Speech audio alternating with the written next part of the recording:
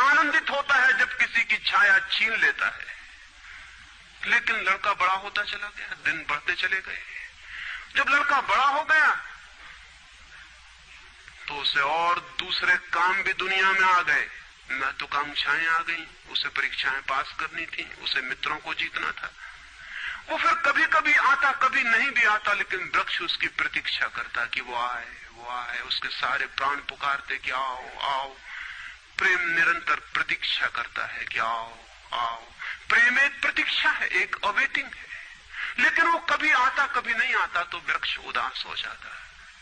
प्रेम की एक ही उदासी है, जब वो बांट नहीं पाता तो उदास हो जाता है, जब वो दे नहीं पाता तो उदास हो जाता है। और प्रेम की एक ही धन्यता है कि जब वो बांट देता है, लुटा देता है, तो आनंदित हो जाता है। फिर लड़का और बड़ा होता चला गया और वृक्ष के पास आने के दिन कम होते चले गए। जो आदमी जितना बड़ा होता चला जाता है, महत्वाकांक्षा के जगत में प्रेम के निकट आने की सुविधा उतनी ही कम होती चली जाती है। उस लड़के की एम्बिशन, महत्वाकांक्षा बढ़ रही थी। कहां वृक्ष, कहां जाना।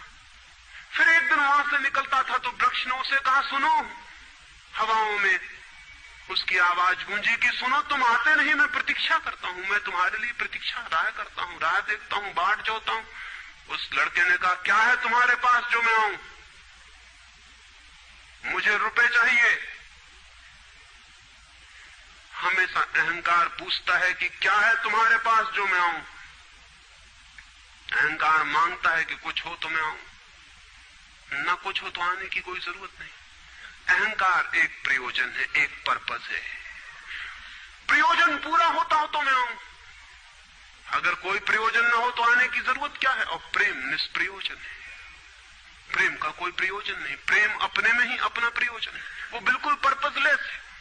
वृक्ष तो चौंक गया, उसने कहा कि तुम तभी आओगे जब मैं कुछ तुम्हें दे सकूं। मैं तुम्हें सब दे सकता हूं, क्योंकि प्रेम कुछ भी रोकना नहीं चाहता। जो रोक ले वो प्रेम नहीं है।